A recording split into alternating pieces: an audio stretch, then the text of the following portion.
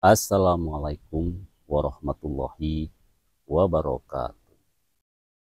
Alhamdulillah, alhamdulillahirabbil alamin, wassalatu wassalamu ala asrofil anbiya'i wal mursalin Muhammadin wa ala alihi wa sahbihi ajma'in. Asyhadu an la ilaha illallah wa asyhadu anna Muhammadar Rasulullah. Saudara-saudaraku, alhamdulillah, pertama dan yang utama, mari kita panjatkan puji dan syukur kita kehadirat Allah Subhanahu wa Ta'ala. Salawat dan salam semoga tetap tercurahkan kepada Rasulullah Shallallahu Alaihi Wasallam, kepada para sahabatnya, para keluarganya, para pengikutnya, dan tentu saja kita semua yang mudah-mudahan tetap bisa menjalankan sunnah-sunnahnya dan mendapatkan syafaat di yaumil akhir nanti. Saudara-saudaraku, masih mencermati debat calon presiden, di debat yang terakhir, dan di dalam podcast kali ini saya mencoba untuk sedikit membahas atau berkomentar ya, terutama berkenaan dengan persoalan kesehatan ya. Jadi dalam perdebatan tadi malam ya, nampaknya wawasan tentang kesehatan ya, mobil khususnya tentang stunting ya, dari Prabowo ya, juga Ganjar Pranowo ini ya boleh dikata memang sangat kurang ya. Saya juga tidak tahu ya, mungkin karena sama-sama bukan orang kesehatan ya, tetapi juga mungkin karena sama-sama bukan orang kesehatan dan kebetulan tiga calon presiden ini tidak ada orang yang berlatar belakang kesehatan. Jadi sepertinya mereka dengan sangat percaya diri ya, akan mampu gitu ya berdebat mengenai kesehatan gitu ya. Tetapi ya bagi kita yang orang kesehatan tentu saja mungkin agak tersenyum-senyum saja gitu ya.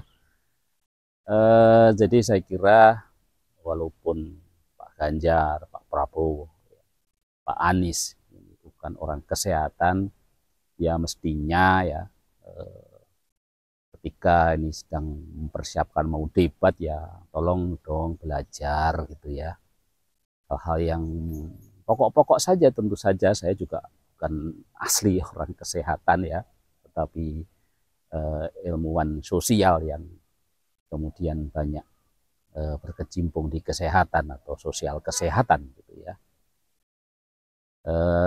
supaya pengertian-pengertiannya ini tidak keliru ya. Yang kemarin sempat dibahas adalah soal stunting ya. Jadi tentu mestinya ya soal stunting ini menjadi ya minimal dipelajari betul-betul gitu ya, karena ini kan menjadi prioritas ya. Sampai saat ini angka stunting kita itu masih tinggi, jadi bagaimana mengatasi stunting gitu ya. Jadi nampaknya wawasan tentang kesehatan masyarakat juga memang masih kurang ya, dan memang harus belajar gitu ya. Kemudian memang ketika kita menyoroti masalah kesehatan juga gitu ya, memang dari perspektif Prabowo gitu ya, jadi ya mohon maaf Pak Prabowo ya sebagai calon presiden yang tertua di Indonesia gitu ya, paradigma yang disampaikan ini kan betul-betul paradigma lama ya. Jadi Pak Prabowo mengatasi kesehatan itu tidak cukup hanya dengan memperbanyak dokter ya. Jadi banyak hal gitu ya untuk mengatasi ke sana ya. Bahkan kalau kita berpijak pada kekinian ya, maka aspek preventif dan promotif ini harus menjadi prioritas Pak Prabowo gitu ya. Jadi bukan kita banyakin dokternya gitu ya. Apalagi kalau nanti banyak dokter juga ternyata semangat apa ke dokternya itu agak luntur ya, karena bagaimanapun juga kita sekarang juga harus direvaluasi gitu ya kalau saya mencoba melihat mentalitas dokter saat ini gitu ya. Jadi jiwa pengabdian dari para dokter ini juga sudah makin menipis Pak Prabowo gitu ya. Jadi ini yang harus ditumbuhkan ya. Belum lagi aspek pemerataan, jadi sangat tidak disinggung sama sekali gitu ya. Jadi dokter-dokter ini kan terkonsentrasi di Jawa, bahkan di Jawa Barat saja ya. Ini jumlah dokter yang di daerah-daerah atau di ya daerah terpencilnya di Jawa Barat itu masih menjadi masalah gitu ya. Sehingga sampai kemudian Universitas Pajajaran itu memberikan beasiswa gitu ya bagi mahasiswa kedokteran, tetapi siap ditempatkan di seluruh wilayah di Jawa Barat, karena memang Jawa Barat ini masalah kesehatannya juga masih sangat banyak gitu ya yang harus dibenahi. Jadi masalah pemerataan, apalagi kemudian kita menyinggung di luar Pulau Jawa gitu ya. Ya tentu saja memperbanyak dokter bagus. Kalau kita nanti pun mencoba mengkaca atau bercermin dengan negara-negara maju ya, mungkin jumlah dokter kita memang juga masih kurang gitu ya. Tetapi yang harus juga diperhatikan lagi-lagi the quality of dokternya ini ya, kualitas dokternya itu harus diperhatikan juga, kemudian juga kesejahteraannya tentu saja ya. Saya yakin kalau mungkin tingkat kesejahteraan dokter ini juga bisa ditingkatkan, maka upaya-upaya pemerataan itu juga akan menjadi lebih mudah gitu ya. Karena sekarang ini kan semuanya menjadi bebas, sehingga di daerah-daerah yang terpencil ya atau di wilayah-wilayah pinggir-pinggiran Indonesia ini ya jumlah dokternya memang makin susah sekali ya, tetapi di kota besar ini jumlah dokternya sudah membludak Pak Prabowo gitu ya. Jadi pemerataan ini yang penting ya. Yang lebih-lebih lagi juga aspek preventif dan promotif ya. Ini harus menjadi prioritas Pak Prabowo gitu ya. Ya tentu ini bidang saya ya, tentang promosi kesehatan ya. Jadi mohon itu bisa disampaikan. Jadi paradigma memperbanyak dokter ini sangat jauh gitu ya Pak Prabowo, ini sudah ketinggalan zaman Pak gitu ya. Jadi jumlah dokter kita masih kurang, oke gitu ya. Percepatan jumlah fakultas kedokteran kita juga menurut saya saat ini sangat cepat ya, sangat cepat. Bahkan yang kita prihatinkan kan kita kualitas dokter kita ini ya. Jadi karena pertambahan jumlah fakultas kedokterannya itu sangat cepat ya, tapi kemudian yang kita harapkan kan cepat tapi tetap berkualitas gitu ya. Nah sekarang ini kan banyak juga banyak masyarakat mulai mengeluh gitu ya dengan penurunan kualitas dokter kita gitu ya, karena orang mengatakan jadi dokter untuk kali ini itu ya jauh lebih mudah ya dibanding jadi dokter di era-era zaman dahulu gitu ya. Tentu saja ini untuk percepatan, tetapi lagi-lagi kualitas tolong juga diperhatikan gitu ya. Nah dari 3 capres ini ya nampaknya kalau Prabowo itu jelas-jelas ya orientasinya itu dibanyakin dokter, banyakin rumah sakit gitu ya. Anies Rashid Baswedan ya alhamdulillah minimal dari sisi kata-kata sudah menyinggung ya tentang upaya promotif dan preventif ya.